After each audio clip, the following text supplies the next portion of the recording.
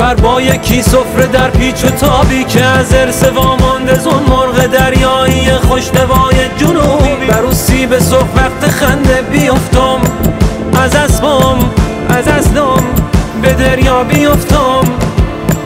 دریا چه اسم قشنگی، به دریا بیفتم، به بندر بیفتم، به دشتی بیفتم، به دشتی رسیدی بلندتر بخند، بلندتر بخند، یاد خونه بیفتم،